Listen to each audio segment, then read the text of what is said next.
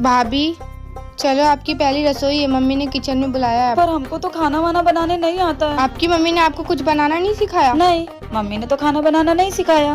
क्यों? क्योंकि मम्मी घर में खाना बनाती थी और हम खेत में जाके काम करते थे। वो मम्मी कहती थी कि हमारे हाथ में स्वाद ही नहीं है। तो क्या आपको खाने में कुछ भी बनाना नहीं आता? नहीं, ऐसा नहीं है कि कुछ बनाने नहीं आता है। मैगी बना लेते हैं, वो भी 2 मिनट में। अरे मैगी वैगी नहीं भाभी, आपकी पहली रसोई है, कुछ मीठा चाहिए। मीठा? चाय बना लेते हैं, वो भी 5 मिनट में। अरे आप ये 2 और 5 मिनट में ही कुछ बना लेती हो क्या? कुछ आधे घंटे में नहीं बना लेती हो? आधे घंटे में बना सकते हैं ना। आपको पागल बना सकते हैं, आपके भैया को बेवकूफ बना सकते हैं, और तो छोड़ो, आधे घंटे में हम किसी की जेब भी काट दें। भाभी यहाँ पे चोर डाकुओं की बात नहीं हो रही है।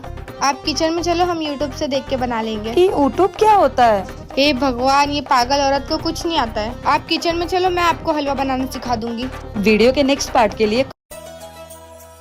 बहू जी माँ जी।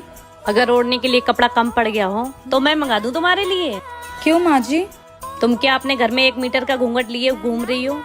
मैंने सोचा मेरे घर में बहू आ जाएगी तो घर की रौनक बढ़ जाएगी, लेकिन तुम तो घूंघट से ही नहीं निकल रही हो।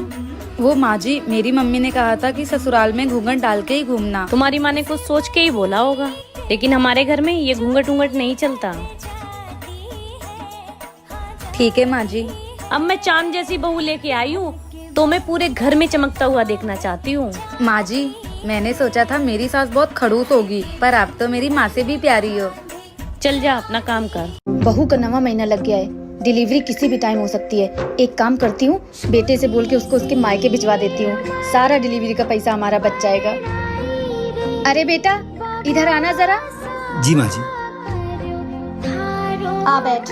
बेटा, बहू का 9वां महीना लग गया है, मैं तो कहती हूँ तू उसको उसके मायके छोड़ा, नहीं तो डिलीवरी का सारा खर्चा हमें को उठाना पड़ेगा। ठीक है माँ, जैसा आप कहो।